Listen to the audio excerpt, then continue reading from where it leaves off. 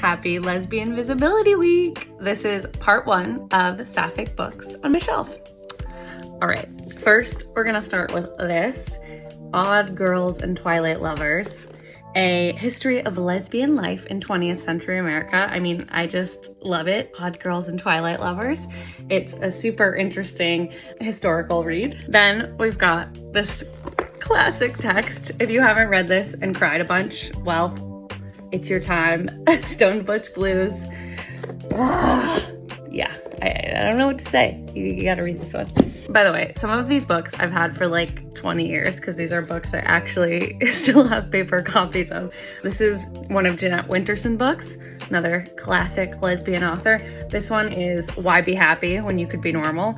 I know oranges are not the only fruit as considered like the classic, but this one's my personal fave. Then we have this amazing text, Black Queer Studies. Now, the whole thing is not sapphic. It's broader than that, but it has some amazing essays like Punks, Bulldaggers, and Welfare Queens, The Radical Potential of Queer Politics by Kathy Cohen. Amazing. A couple essays about Black lesbian visibility, one in cinema and one in fiction. Oh gosh, there's a lot of amazing essays in this book. Highly recommend.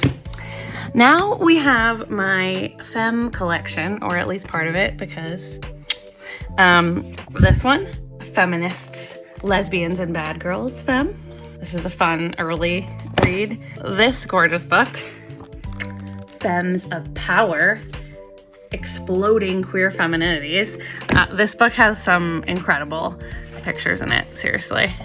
Just gorgeous pictures of femmes of all kinds. We've got this one, Persistence, Always Butch and Femme. Now you can notice that most of my books are not about butch and femme, they're just about femme because I think femme is a category that deserves to exist on its own, but that's a topic for another TikTok.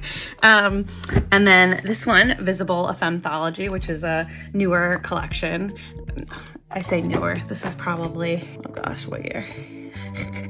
Oh, 2009, yeah, newer collection.